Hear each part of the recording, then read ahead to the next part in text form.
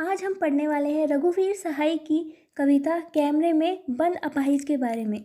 इस कविता में रघुवीर सहाय जी ने दूरदर्शन वालों पर कटाक्ष किया है, उन पर व्यंग किया है कि ये लोग किसी दुर्बल व्यक्ति को अपने कार्यक्रम पर लाकर उसकी जो अपाहिज है, अपाहिजपन का मजाक उड़ाते हैं, उसकी अपंगता का मजाक उड़ाते हैं और उससे तरह तरह के ऐसे सवाल पूछ के कि आप अपाहिज हैं, आपको कैसा लगता है, ऐसे सवाल पूछ के उसको और पीड़ा देते हैं, उसकी पीड़ा का मजाक बनाते हैं। तो आइए शुरू करते हैं अपनी इस कविता को।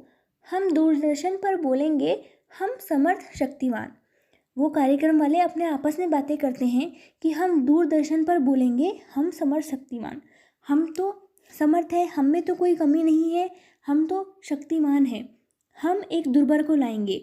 हमें क्या करना होगा? एक दुर्बल व्यक्ति को लाना होगा, एक अपंग व्यक्ति को लाना होगा।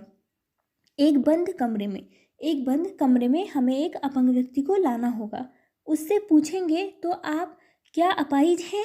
तो क्या आपको अपाहिज, तो आप क्यों अपाहिज हैं? क्या अपाहिजपन, आपका अपाहिजपन तो दुख देता होगा ना? देता है। उससे ऐसे सवाल पूछेंगे ताकि वो बेचारा अपाहिज और उसको और पीड़ा हो जाए और वो और रोने लग जाए। कैमरा दिखाओ इसे बड़ा बड़ा। और वो कहते हैं कि इस अपाहिज व्यक्ति पे कैमरा दिखाओ, इसको बड़ा करो ताकि जब ये रोए तो दर्शक भी इसके साथ भावुक होकर रो पड़े। अब आप देखिए, किसी अपाहिज व्यक्ति को अगर आप पूछेंगे कि आपको अपाहिज होके कैसा लगता है, आप क्यों अपाहिज हैं, अरे ये तो भगवान का देन है, भगवान ने उसको दुख दिया है, तो इसमें क्या उसको अच्छा लगेगा? अगर कोई अपाहिज है तो उसको अपाहिज होके अच्छा थोड़ी ना लगेगा। ये कोई पूछने वाली बातें हैं?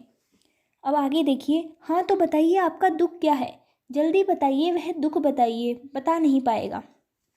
तो वो बोलते हैं कि बताइए कि आपका क्या दुख है, जल्दी बताइए, वह दुख बताइए। अब वो जल्दी बताइए इसलिए बोलते हैं क्योंकि दर्शकों को उनको रुलाना है, ताकि जब अपाहिज रोए वो ऐसे बोलेंगे तो अपाहिज रो पड़ेगा और उसके साथ साथ भावुक होकर दर्शक भी रो पड़ेंगे।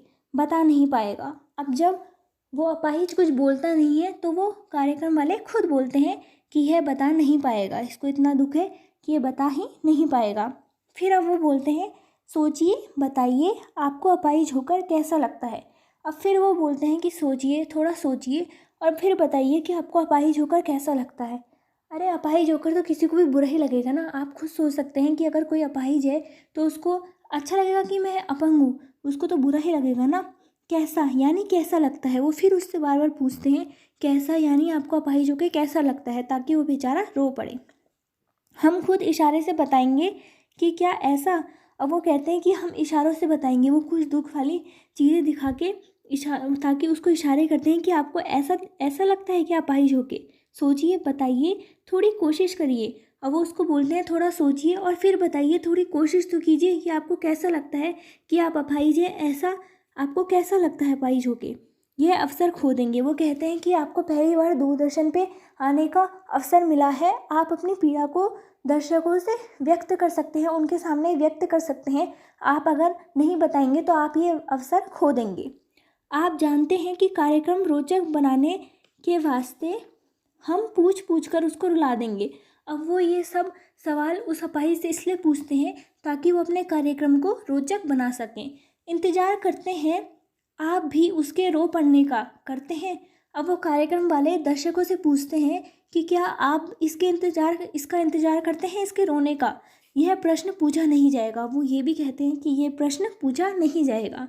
फिर हम पर्दे पर दिखलाएंगे फूली हुई आँख की एक बड़ी तस्वीर।